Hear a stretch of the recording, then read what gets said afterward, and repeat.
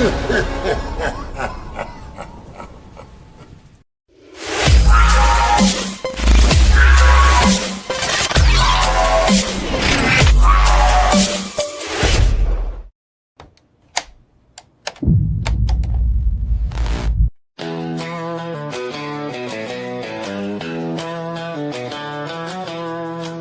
to the Indie Horror Junkie Podcast, where nightmares meet the light, shadows entwine. Tonight we dive deep into the horror scene, with Rod and Ricky in the asylum, Amy living the dream. Hear the howl of the night echo in your mind, where the rebels are fried, leaving no soul behind. Movers and shakers, we've got the scoop. Filmmakers and actors, they're part of our group. Indie horror lovers, gather all around, bringing the edge, where true tales are found. With every wound that bleeds, a story to tell. Join us, laugh, where the haunted begins.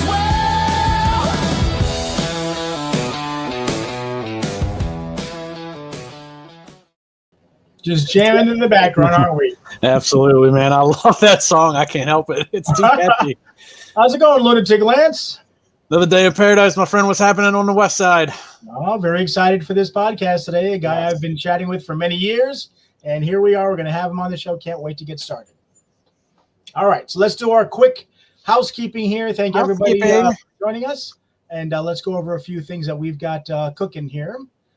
First of all, we have The Clock, as we always like to mention, as our first real feature film with Indie Horror Junkie. It's available on pretty much every streaming service. You could also order the Blu-ray, which I highly recommend because it has a couple special features. One of which, of course, is amazing audio commentary by the incredible writer and director Rick Danford and the cinematographer Sal Zayas. It also has a little featurette on a little old-time radio show called Hickory Dickory Doom that The Clock is actually based on. So I highly recommend checking that out. Next up, we have Reels of the Dead that we keep talking about, and we're about to start filming. So we're getting it in your head here that this is coming. We start filming early 2026, and we should have it done and ready to go by mid-year. So we're really excited about that, and please stay tuned for all the gory details.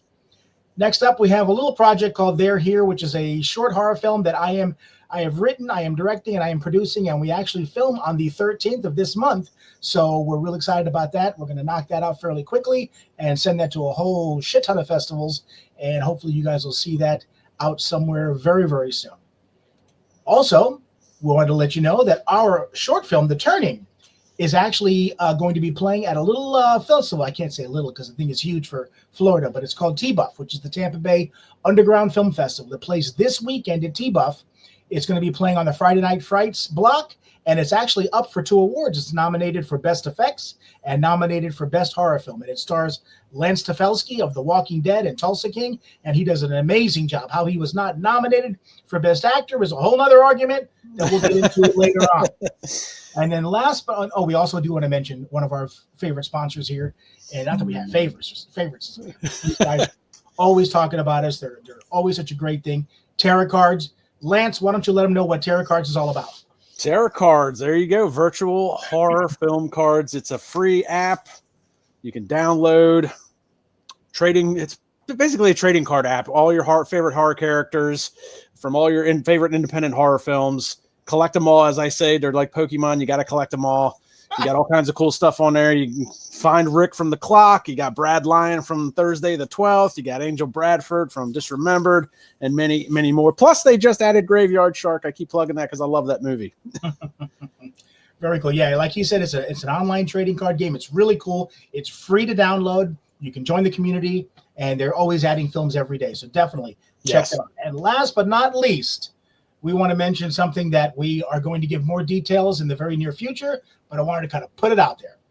Boom, boom. I have started a little horror filmmaker meetup group that has been growing each week, and we're actually going to be hosting our very own 2-week horror film challenge. So get ready, mark it down. It's sponsored by Indie Horror Junkie. We're going to be adding other sponsors in the very near future, but it's going to be something really, really cool, and I can't wait to spill all the details to you. So just keep that in your mind and keep that beautiful visual there of the logo that we made that I think you're really going to like. All right.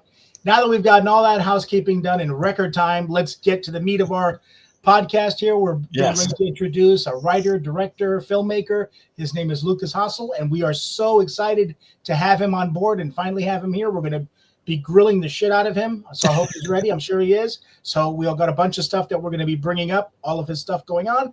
But like we always do, we like to bring him on by showing a trailer. So for this one here, we're going to be showing a trailer for his latest movie called House of Abraham.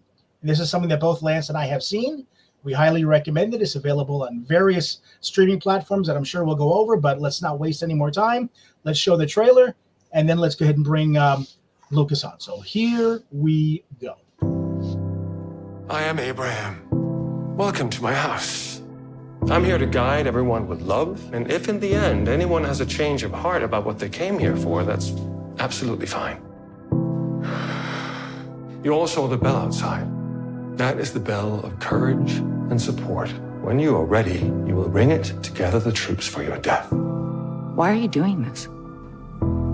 It's complicated. What if I change my mind? You won't. I saw you, by the way. I saw you trailing Abraham to his lodge. Why? I am Abraham. Welcome to my house. I don't know what the fuck you're after, but don't screw this up for the rest of us. She's trouble.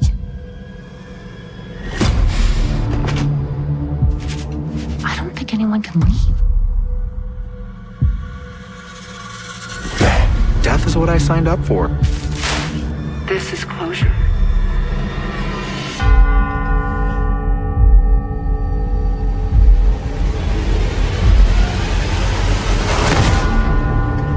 This man has been orchestrating people's deaths for decades. My house.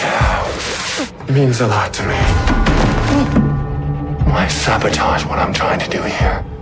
Tell me what I need to hear! Say the word! I salute your courage. I wish you happiness in the next leg of your journey. Life is not for everyone.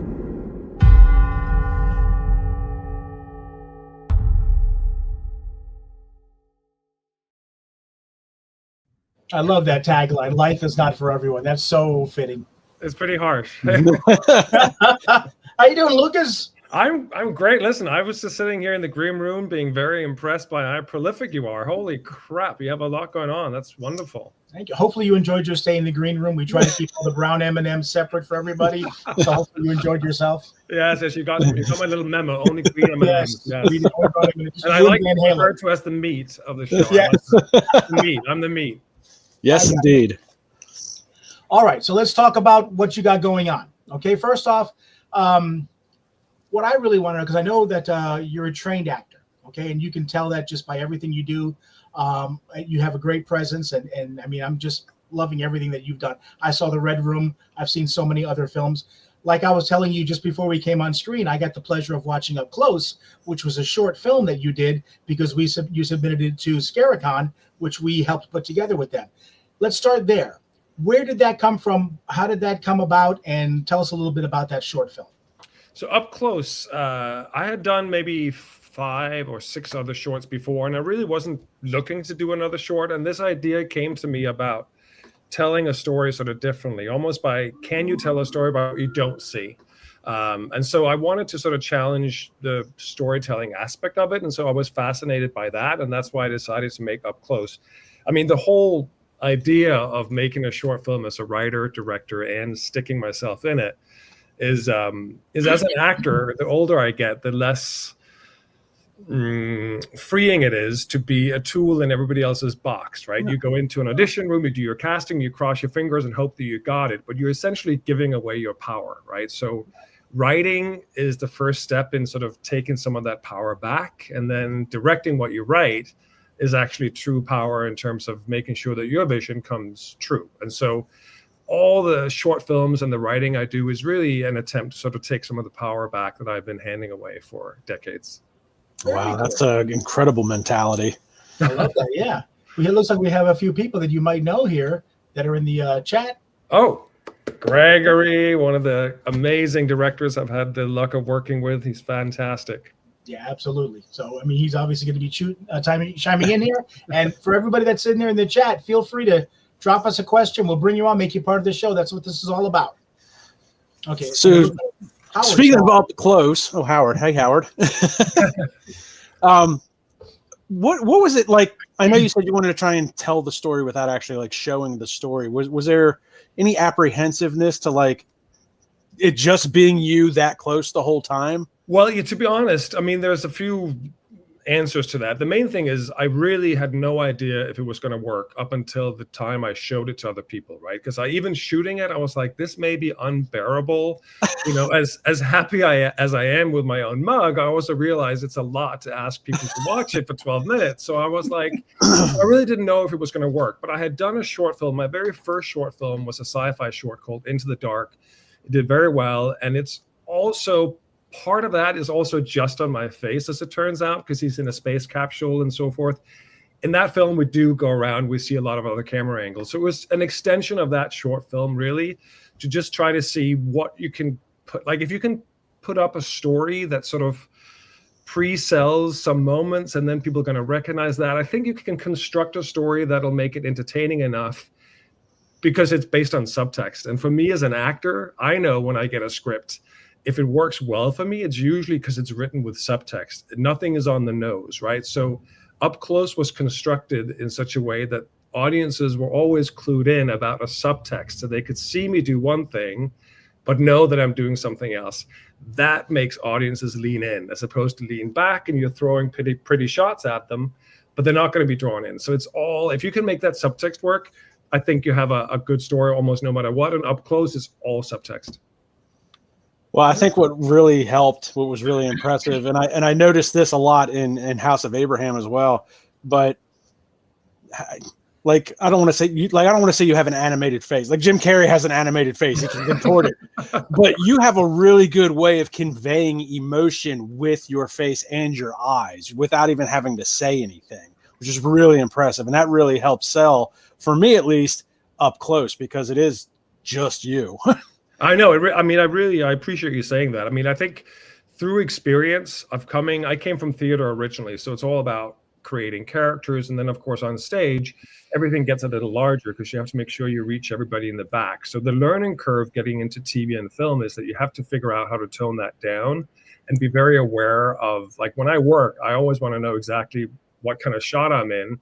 Not out of control, but just out of, I can then produce my better material if I know I'm in a medium shot or if I'm in a super tight close or if it's a wide, I can sort of save my energy a little bit for when we do get tighter, right? So it's all about titrating how much you're really given. And that's just, you get that from being in front of a camera a lot and just being aware and interested in learning, you sort of figure out what that's about. And then also, I think a lot of new actors and novice actors tend to think of themselves from outside in, because in this industry, you have a lot of pretty people, right? You have a lot of models turned actors. And so they've been used to thinking of themselves from outside in. But what we learn in theater is that you always have to think inside out, right? So if you can fill your head with the right thoughts and the right emotions and the right actions, it's going to show, regardless of whether you emote and mug to the camera or whether you just have those thoughts, it's going to show. So there, of course, there are little tricks of the trade and techniques you can sort of perfect in front of the camera.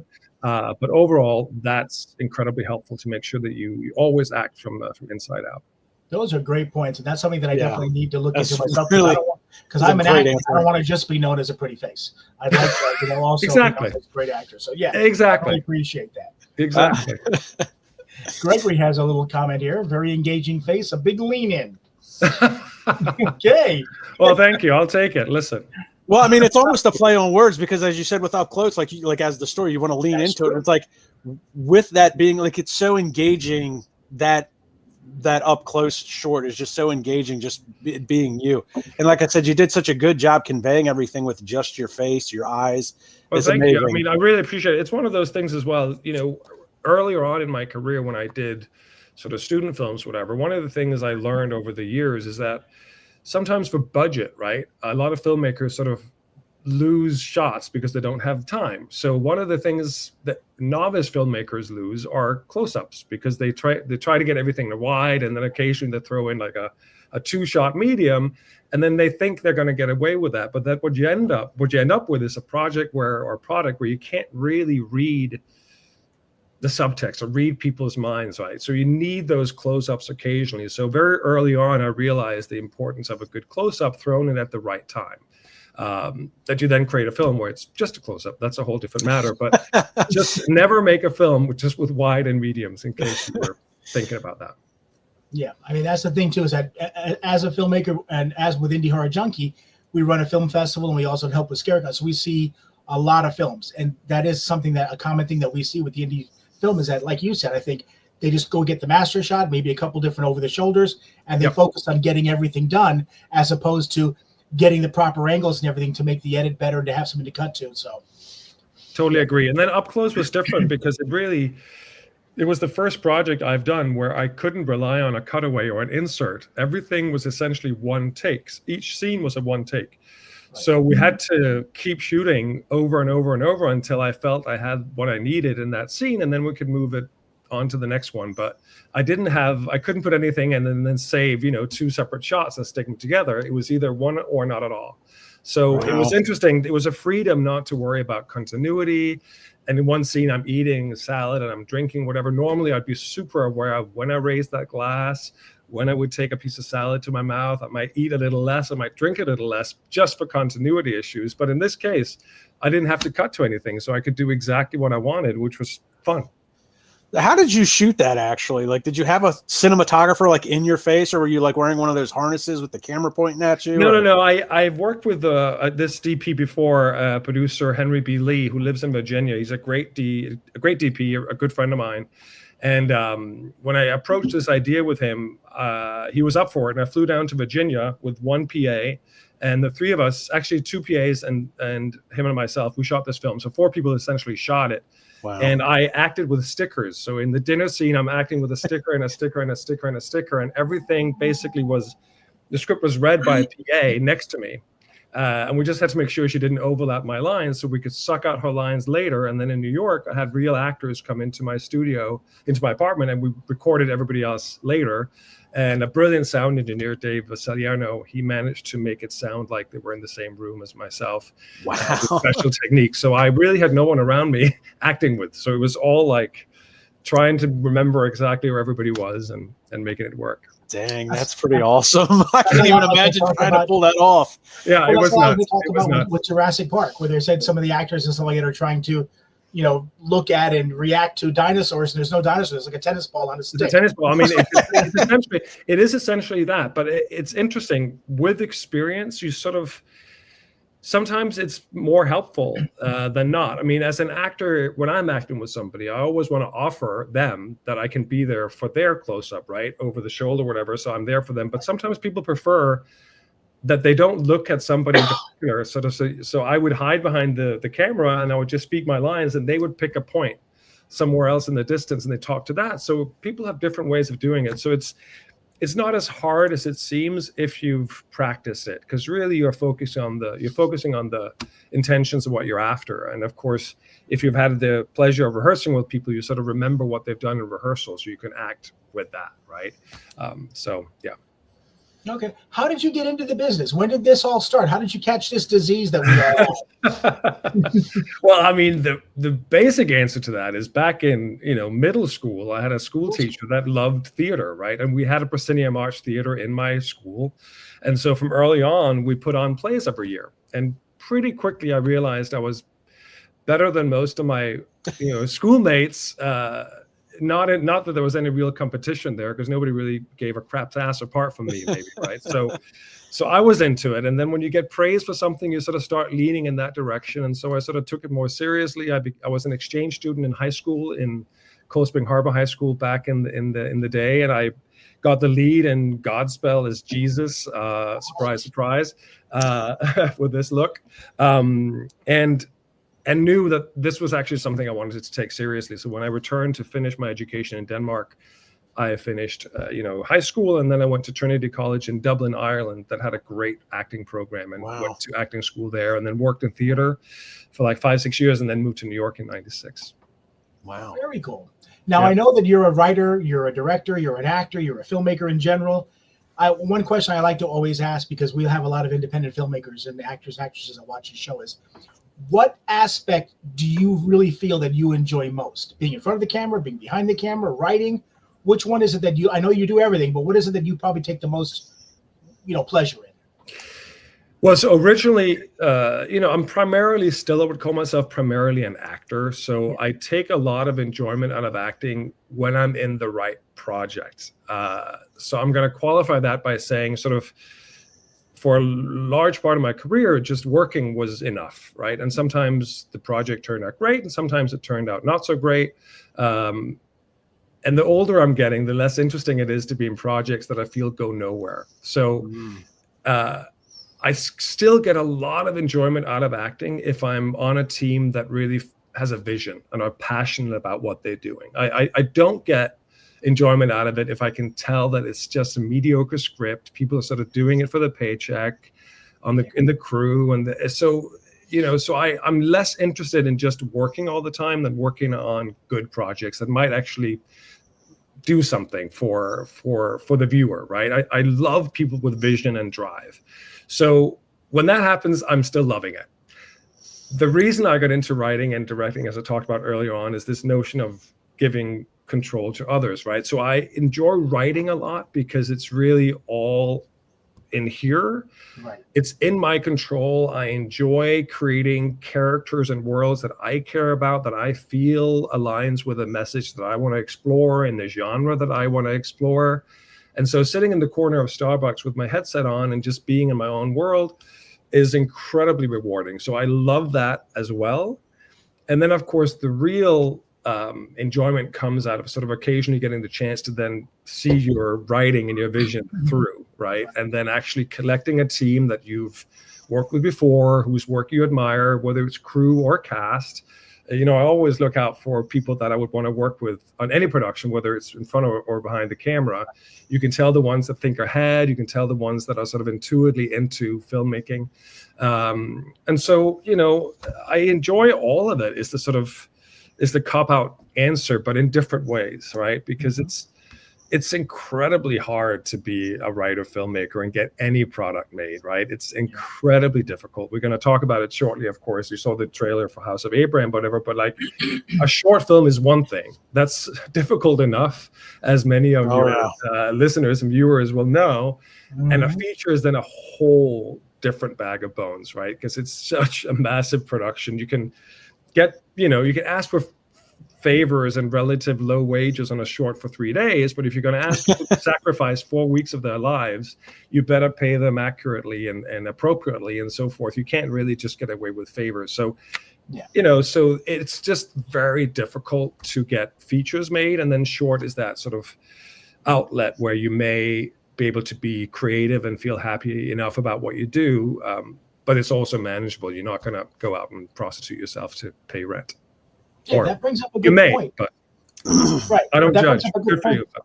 Yeah, absolutely. But like I said, that brings up a good point, because this is a discussion that I've had with many other filmmakers, including a conversation I had with today. Some people feel that making a short film is a complete waste of time. I don't feel that way, because to me, a short film is a mini feature film, but also you can use it as a digital calling card by sending it to different film festivals, by putting it online, showing people what you're capable of writing, directing, producing, acting, whatever the case may be. Plus also, like you said, it's easier to bring people in and to call in favors and stuff if you're doing something over a weekend or a couple of days, as opposed to multiple weeks for a feature film. What are your thoughts on short films per se?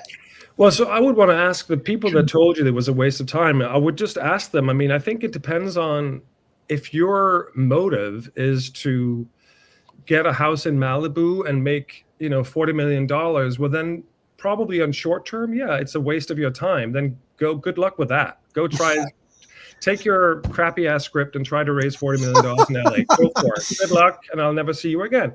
That's fine, right? So it depends on what you're after. If that's what your motivation is, then maybe it's a waste of time. I happen to think that a short film if you're a creative soul, a short film is basically your last chance of doing your vision through and through, because you're not beholden to a studio, you're not beholden to big producers.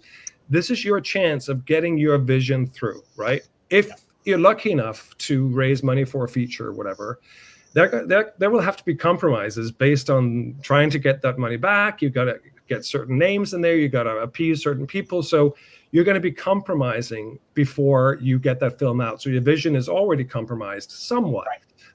Most of the time, hopefully for the better, but sometimes I'm sure not, right? You're taking notes from production companies and so forth, and you have to change your script. So I think short film serves a lot of different purposes. A, it's your vision through and through. B, you get to become a better artist, whether it's an actor, writer, director, right? You hopefully will learn from your previous short and then try to improve that for your next one, as opposed to just making the same product, same level of mediocrity over and over. That's not helpful, right? So I think it's a great way of honing your skill set, figuring out what works for yourself, what doesn't work for yourself. And as you said, in some cases, you can use it as a proof of concept, hypothetically. If you're looking to make a feature, this is your way of taking one of the stronger scenes of your script, shooting it so you can show investors what your tone is like, how you're going to treat the feature, and then it might actually also work as a short film, which is a good introduction to the festival circuit of yourself as an artist. And I'm a big proponent of the festival circuit. I know I can directly link a lot of my work back to connections I've made at film festivals, including House of Abraham, as it turns out. So, so a waste if you're out to make money immediately, sure. But other than that, I'm a big defender and supporter of short films for the reasons I just mentioned.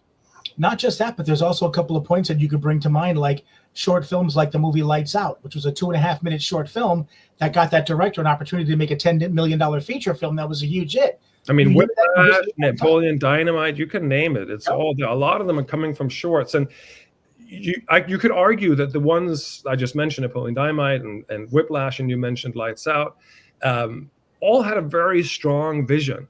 Right. Yep. That's what's in common for those three. They all had a very clear idea about tone and what they were trying to make, and they were all a little bit different.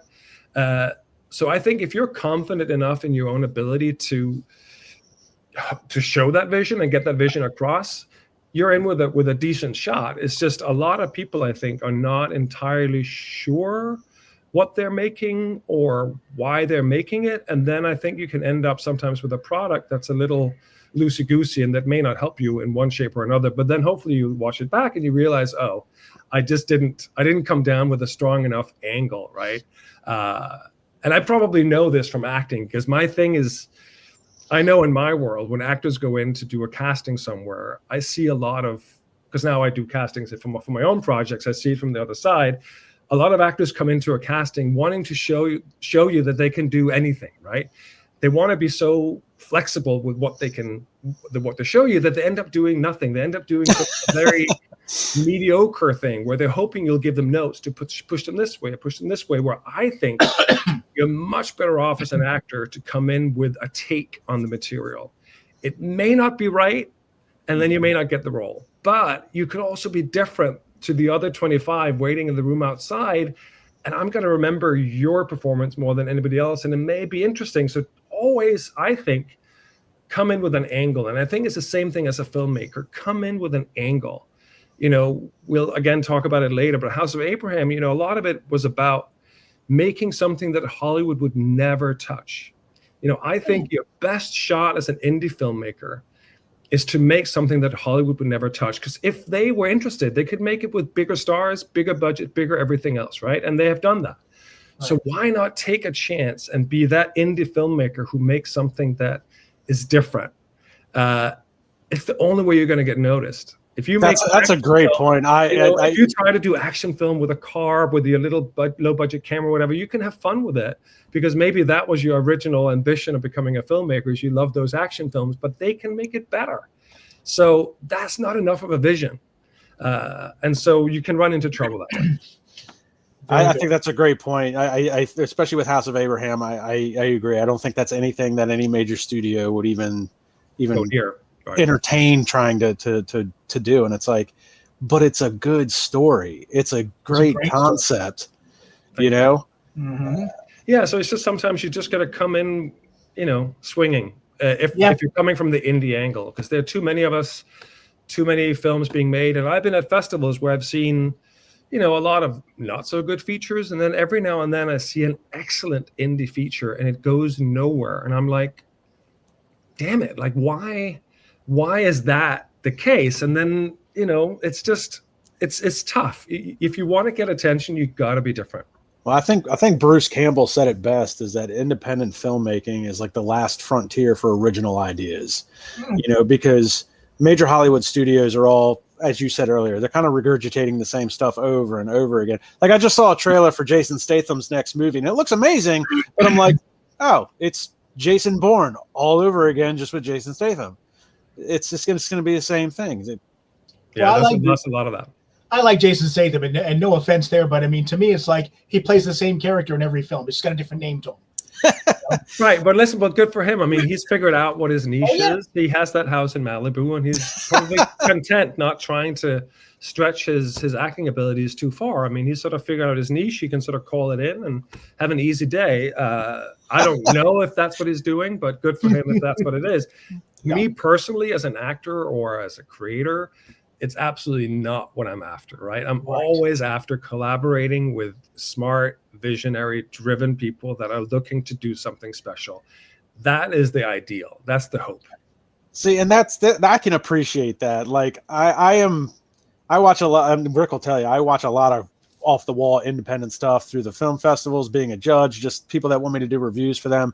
And I can always tell somebody who makes a movie, if they're doing it with intent and purpose and heart and drive, versus somebody who's just trying to put a movie together and throw it out there. Like, you can tell it coming through the screen. Yep. And I'm always, even if it's not great, production quality is bad, special effects are bad, but I can feel the heart. I'm more entertained by that than I am a big Hollywood production. Absolutely. I totally hear where you're coming from. And I do a lot of script doctoring for people, some production companies, where often where I see problems with people's scripts is that it's written with the head. Like, they have an idea of what it is a film should sound and look like. So everything becomes very generic, right? Scripts really only come alive when it's specificity driven. When people really have thought about what makes this different, how can I put my own spin and angle on that?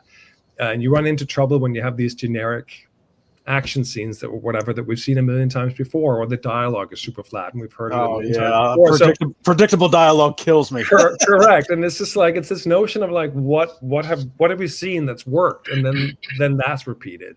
I think that's a recipe for disaster. Yeah, I agree. Well, before we get into House of Abraham, I got a couple of little things I want to touch on here first off. First off is a show that's a big favorite of mine, The Blacklist. Yeah. You're involved in that, so tell us a little bit about your process or your experience working on there, and how it is basically, I guess, like working, whether it's TV or in indie films. What's the differences and stuff, and what excites you about it?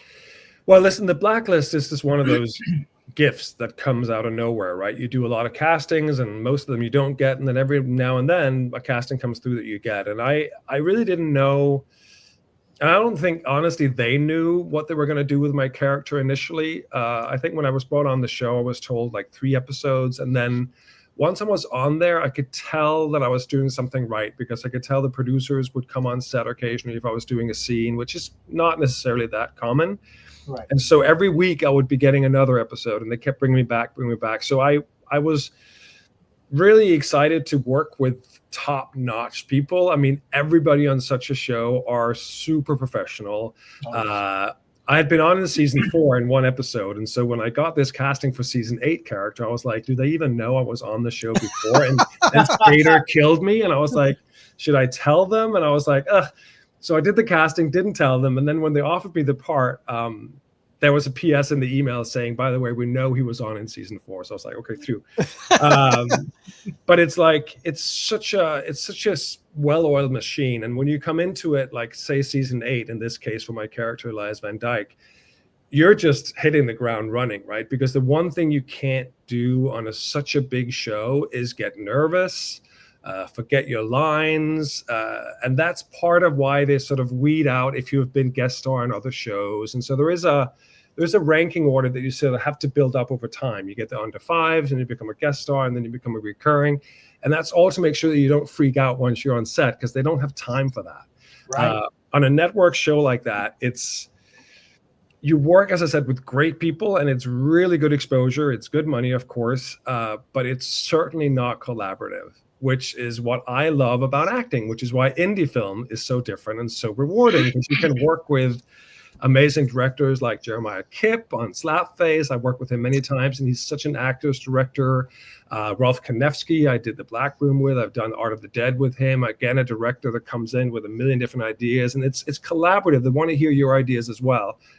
On The Blacklist, I kept my ideas to myself, and I hit my marks, knew my lines, and I did not mess up, right? Because that really is the key. It's just such a quick moving Still played machine. a hell of a character too. Well, I appreciate it, and it was a lot of fun because it was well written and it was well put together, and I worked with amazing actors around me. But it's a different exercise. It's not an exercise in acting necessarily. It's a sort of reproducing what you did in the casting, pretty much, because on a show like that, when they have different directors coming in week to week, the director coming in on an episode may not necessarily know what the previous week told you, what the previous director told you, and so forth. So they're hesitant to give the actors strong directions.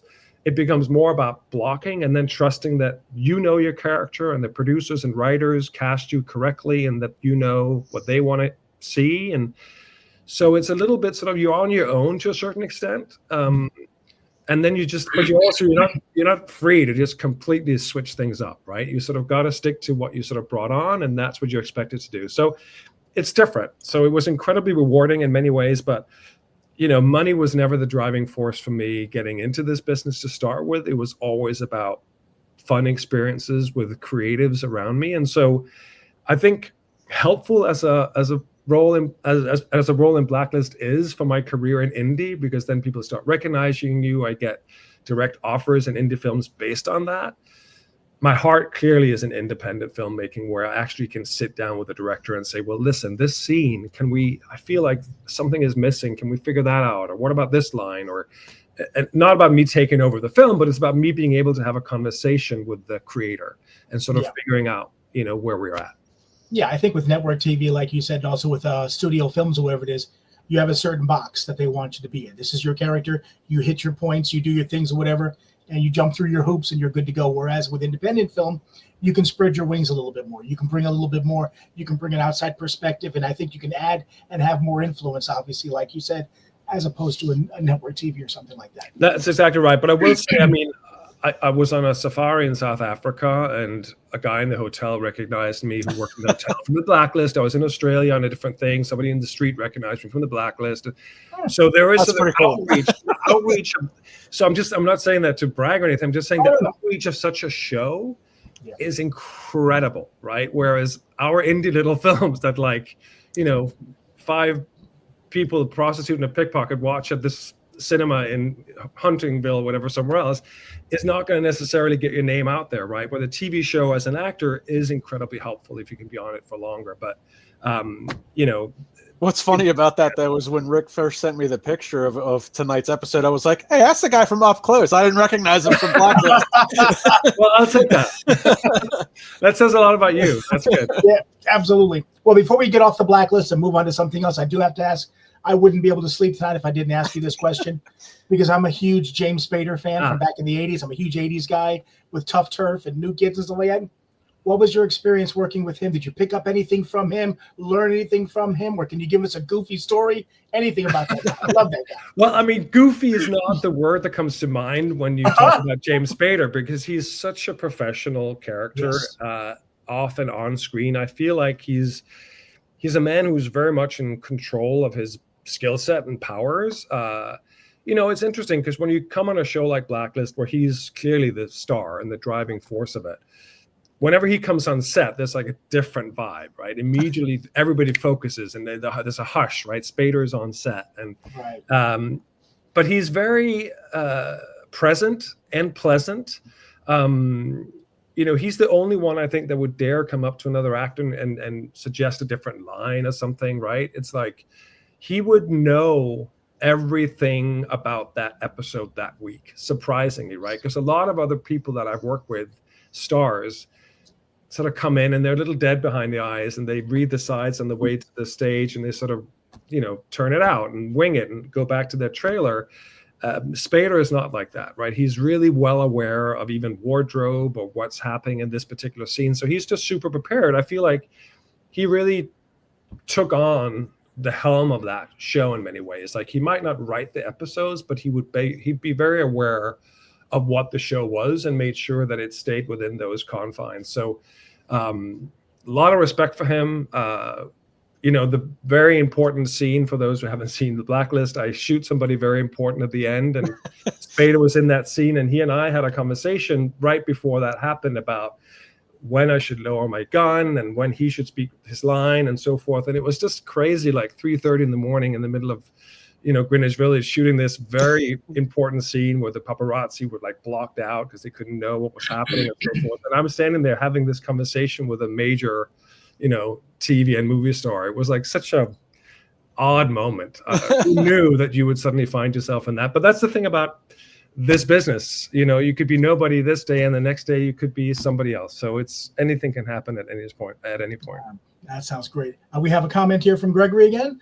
Lucas is an incredible collaborator, so warm and giving, and truly leaves his fingerprints on any project if a director is smart enough to listen to his thoughts and suggestions. Oh, wow. That's very kind. Nice. Well, I mean, Gregory is somebody, hopefully we could talk about his film a little bit later as well. But as an actor, all you can hope for coming on a project is that you get a director who is an actor's director, who understands what actors need, and they're able to help them if they need the help, and then step out of the way if everything is working well, as opposed to sort of micromanaging every little thing. You should drink out of the glass this way and then put it down when you say that word. And that becomes very controlling unless it serves a particular purpose about a cut or an edit that you need.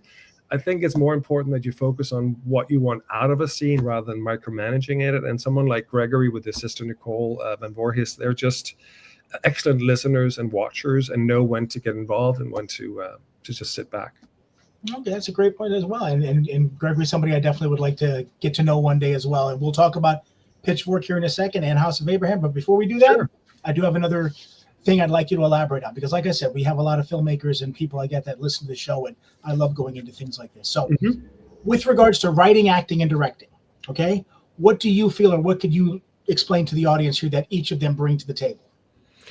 Well, I just think, as I said earlier on, I'm primarily an actor. And I think as an actor, if you're an actor listening to this, I think it's a big mistake focusing on just getting your manager and your agent and thinking they're going to do the work for you, right? I have a great manager, I have a great agent, but I never expect them to do the work for me, right? So it's all about being proactive about your own career. And if that means hustling for work, hustling for networking with other people, getting them to see your previous work, or in my case, once I realized I was a good writer, I can write stuff. I can write stuff for others. I can write stuff for myself. And then once I realized I actually had opinions about where to put the camera, or I would have done it differently. I noticed on sets, I was like, ooh, interesting. I would have totally shot it this way, or why don't they cut to this at this point? I started realizing that I thought more as a filmmaker, and I started making my own film. So it's really about taking charge of your own destiny, right? It's in general in life. And that isn't just acting or writing and filmmaking. That's just in general. Like, don't be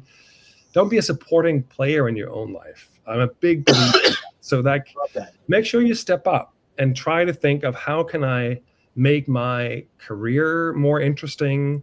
How can I work with, if you see a film that you really, really like and admire, well, try to get in touch with that filmmaker. And if nothing else, pick their brains about what happened, or if you can get them to look at your reel, or you never know when those things are going to come together. So I think writing, filmmaking, directing, I mean, for me, it's just a thing that I enjoy the control of that full vision. But for others, you may not be a filmmaker, you may not be a writer, but figure out how you can push your own career forward by collaborating with others then, and so that's why a lot of people send me their scripts for feedback, and although strictly speaking, I should probably charge for some of that, and I have, if it's a production studio, I do, but if it's for friends or whatever, I'm always happy to support and sort of give my 2 cents on on a script or something that they're trying to make happen, because I love people who are hustling, trying to make stuff for themselves.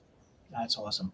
All right, let's get into the two things now before we run out of time here. The first one, of course, is talk about House of Abraham. I've got a couple of images that we have here, so let's bring up the images and you can kind of give us the details on it. Of course, basic image showing you where it's all available. I actually watched it on Prime Video. Great. And, yep, so did I. Okay, cool. Yeah. It's out there for sure. Yeah, and this is with Lynn. I see Natasha there. I see a little bit of Will Magnuson and Kylie Sykes there, the blindfolded couple. It's just so fun to see these pictures. I mean, this is such an incredible journey behind the House of Abraham. So I'm definitely proud of it and happy to talk about it for sure. Absolutely. So was the title House of Abraham, was that picked specifically because of your biblical look? Well, to be completely honest, I had a different working title when I wrote this script, and I really fought for it together with Lynn Shea here in this picture. She was a big proponent of this title as well. But studios and distribution companies and Lisa Belcher, the incredible director I collaborated with on this, felt differently. It felt there was the original title that I worked with House of Suicide. And of course, knowing what I know now about algorithms and red flags on social media and so forth, it would be a really difficult title to see through. That's so important.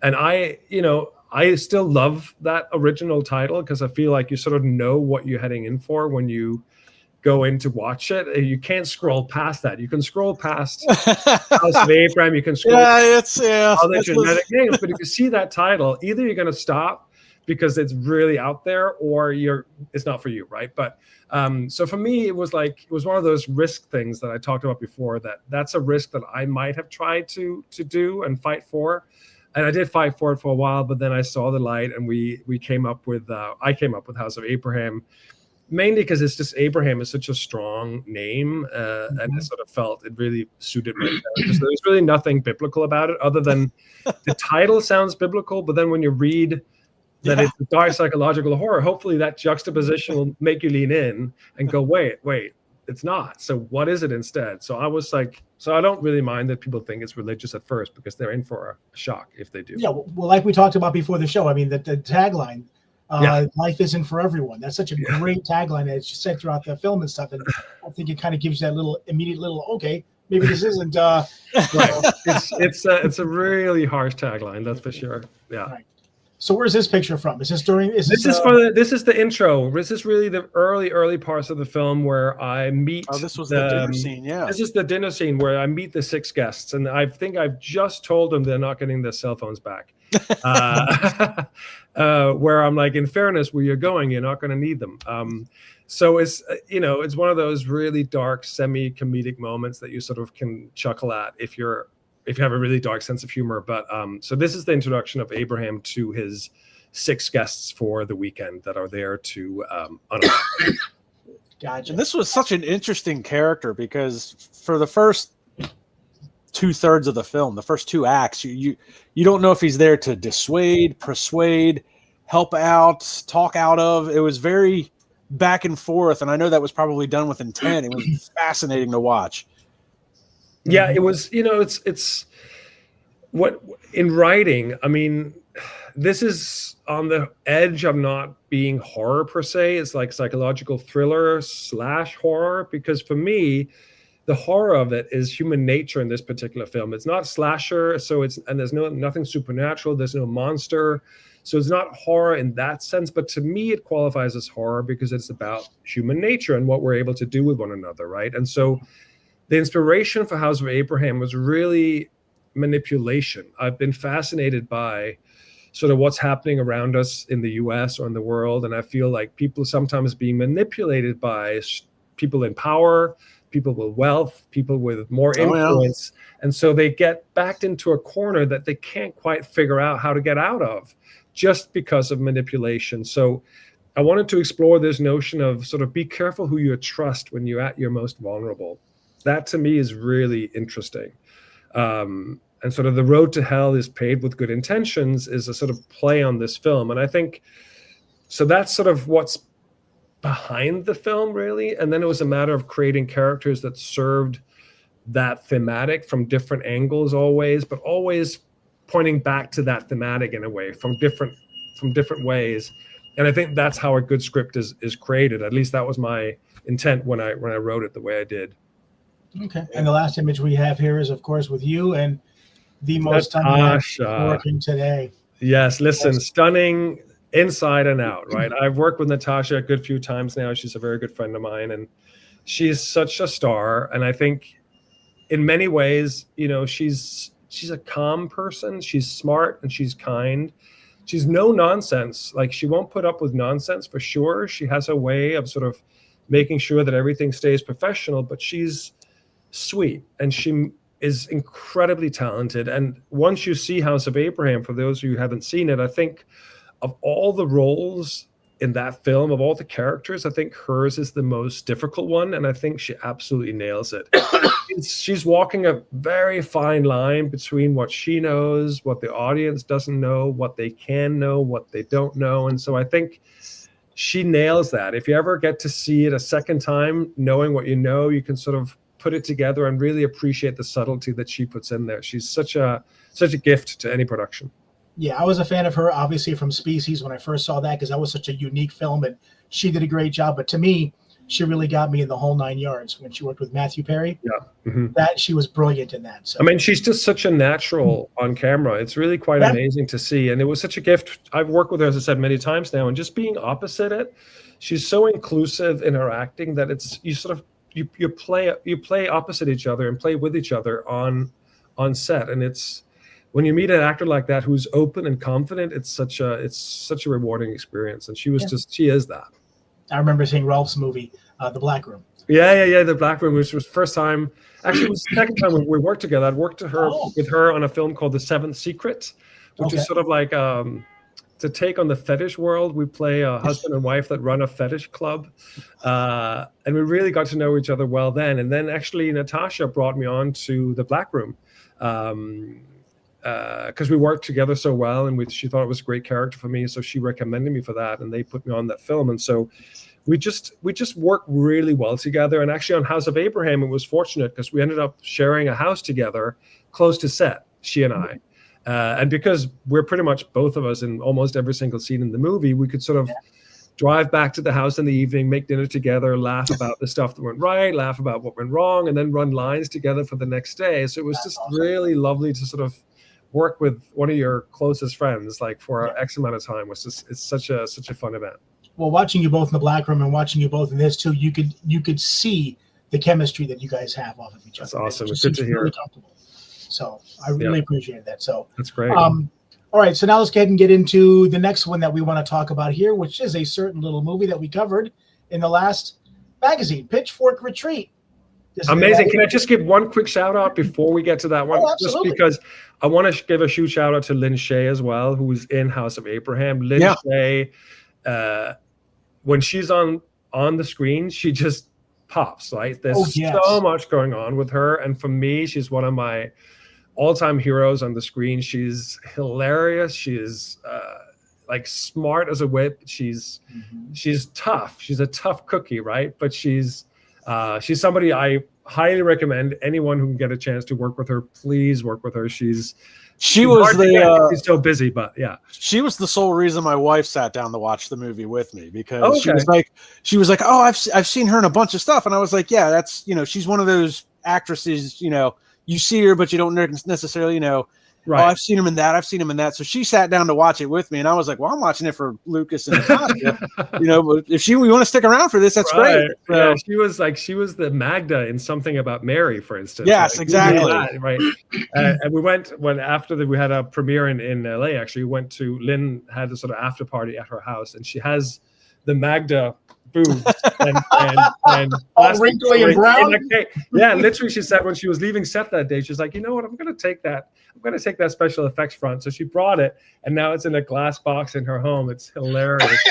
And so Lynn is just one of those. What a thing to have on display. Right, exactly. And she just finished shooting Insidious 6 in Australia, I believe. So she's busy. But just, an incredible artist to be around. So I just wanted to make sure we mentioned her. Oh, for sure. We got lucky with Marvel Rex, who played Alex in the film as well. We just got an amazing cast with Gary Clark, who's a real well-known actor. He's like 92 now, and we managed to get him in. Yeah, I was surprised when I looked him up. I was like, man, that guy is... We're talking way back in the way back. He has a huge fan base, a big Western career. So we got really, really lucky. Will Magnus and a lot of really good people, Kali Sykes. And so I just wanted to give all those a shout out. But now on to Pitchfork Retreat. Before we do that, I have to mention, because I love Lin Shaye as well, but I remember her also. Well, I can't remember the name of the movie now for the life of me, but the bowling movie? Yes, of course. Kingpin. Oh my God. Yes, Kingpin. Yes. She stole that show for me. She stole that show. And if you ever get to have her on your show or meet her or talk to her, she should ask her to tell you about that audition, because the Farrelly brothers, I'm going to butcher that story, but very briefly, they didn't really want to see her for the part. So she just took a gamble and got the fake teeth, got the matted hair, dressed up, put on the makeup, and went into the casting room without an actual appointment. And they thought it was a homeless woman sitting in the lobby. And it was only when they came out for a coffee break that she went up to them. They realized it was her. They were like, holy crap. All right, we'll see you. And then she booked the character. So that was really the start of a different trajectory for her, right? So it's pretty amazing. And I have to give the final shout out with House of Abraham to, of course, my partner in crime, Lisa Belcher, who directed it.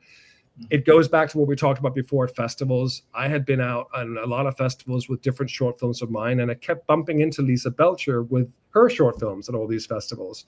And Lisa Belcher is someone who's very visionary and reaches out. She's a very kind soul.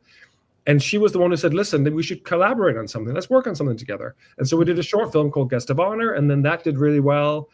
And so then we thought, let's do a feature together. And that's when I came up with House of Abraham. And so this project, House of Abraham, could 100% not have happened without Lisa Belcher and the incredibly hard work she did producing it, getting financing for it through some Texas folks, brilliant Texan folks that are very supportive of the film. And so Lisa is just a gift to me and to the film itself. Great. Now this might be in regards to Lin Shaye again, but we had a comment here from Gregory. Nightmare on Elm Street cameo for her brother? Do you know what he's talking about? Well, her brother was the head of New Line Cinema. So her brother is very well connected in the film world as well. And so, but I believe, yeah, she was in that film as well. Oh, wow. So she comes from a pedigree of that sort. And I believe her brother was actually one of the co-producers on the one-woman show that Lin Shaye did last year. She did an off-Broadway one-woman show in LA and brought it to New York for 6 weeks. Wow. 82 years old or whatever she is. I don't think I'm not giving away her age without her knowing it, whatever. But she's let's say she's a young elderly lady, young in many, many ways. She's incredible, energy, would never know.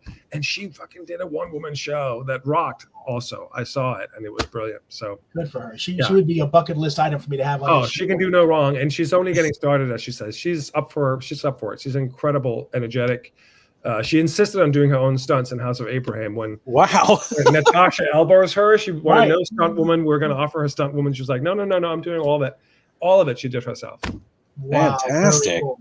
Yeah. Can't wait to meet her one day. All right, let's jump into Pitchfork here. Yes, Pitchfork. This is in this latest issue that we just have out right now, which is issue 20. It's the cover story. Let's go ahead and chat a little bit about that. How did that come together? What was your experience on set? Because I'm so looking forward to see. And also, you were telling us before the show that it's getting ready to have a premiere. So let's leak all the details here, what you can. Yes. So I'm going to leak, and hopefully not leak too much. I'm just going to leak what I think I'm allowed to leak. Yes. So Pitchfork Retreat is a feature, and it has like a sneak preview screening at the New York City Horror Film Festival here on Saturday in New York.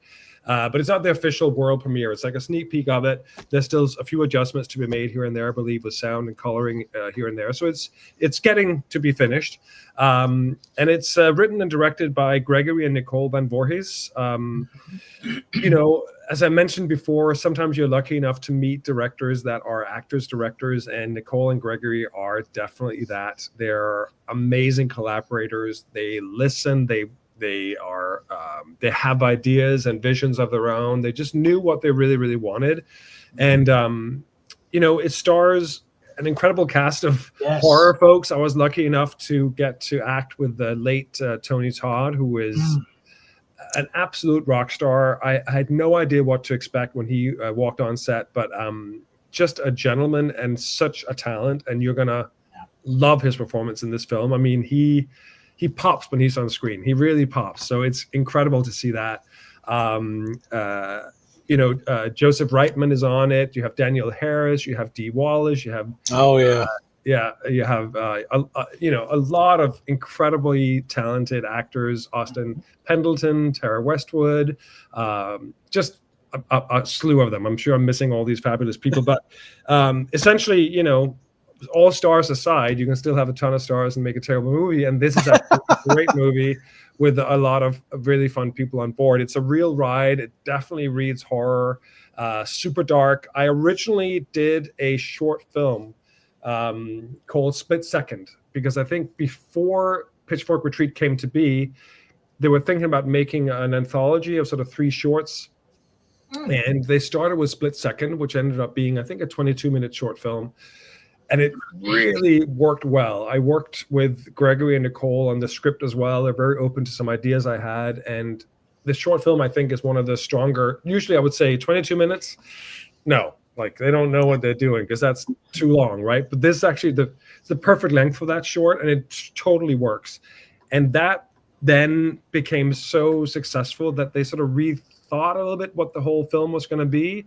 And they started sort of blending the other ideas they had into this bigger picture, which was then Pitchfork Retreat, about these 3 writers who arrive at a house in a competition about who can write sort of the best story, and the rest becomes sort of unfolds as you go along. But it's so it's Nicole Van Voorhis and Joseph Reitman and myself that arrive at the house as the 3 writers, and then you get into it from there. But it's dark, it's twisted, it's incredibly shot. It has the producers of Terrifier behind it, the Levi brothers, of course, and they've been, I think, great mentors to Gregory and Nicole as well. I think there's a second feature, but you just come across as other professionals, and the team, the crew behind it. It was one of those projects where everybody is on it for the right reasons. They want to make something outstanding. And when you just mentioned Split Second, there's another nod to why short films are an important thing. 100%. I think exactly. And I think everybody got confidence from making that short film together.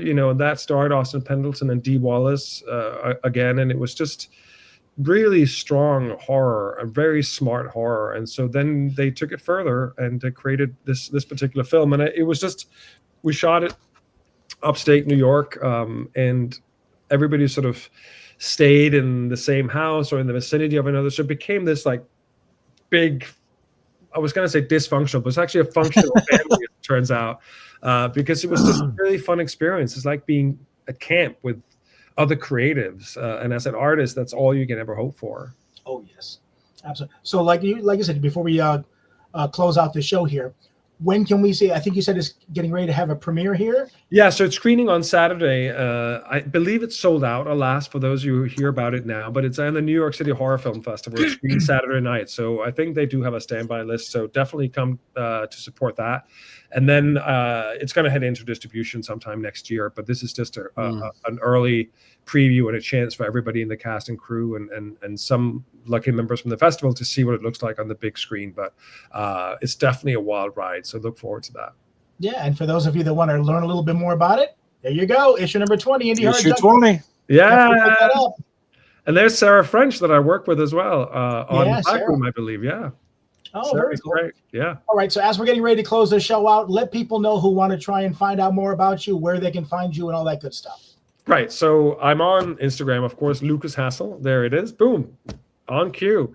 You can check everything out there. But Instagram, Lukas Hassel is probably the easiest as well. And then, of course, we have houseofabrahammovie.com for where it screens. And we're going to have, by request, we're going to have Blu-rays and DVDs. I just recorded the behind-the-scenes talk with Lisa Bell and myself. We have the movie play and we talk the entire movie through about why this, why that, and the funny things that happen. So that's going to be on the actual hard copies of that as well. So that's going to be, you can access that from the website or order it from there.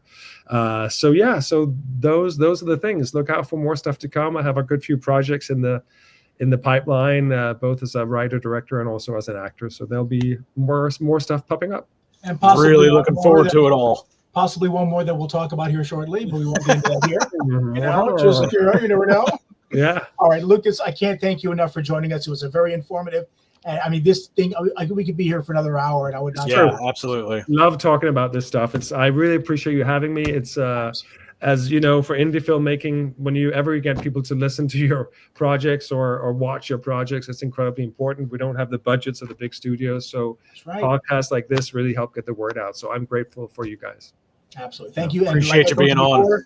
Don't go away yet. Head back to the green room. You can have your brown M&Ms, okay? And we'll be with you in just a few moments, okay? Perfect. Yep. Thank you. Thank you. All right. Well, once again, that's another show that we could have been. Yeah, that was a great episode. Yeah, he touched on so many good points, so many great references, so many great lines for up and coming filmmakers and actors and actresses. Yeah, a lot of good insight. Yeah, so I highly recommend this for anybody in the industry here. Definitely rewatch this episode and listen to this man, because he's been through it all on network TV and feature films that played the cinema and running the indie circuit. Yeah, I mean, think about it. He started on stage. He's done network. He's done theater. I mean, it's just fascinating guy. And he's working with some amazing people as well. So, all right, we don't want to keep you guys. We already went over a little bit, so hopefully you enjoyed it. And I guess we'll see you guys next Wednesday. Week. All right.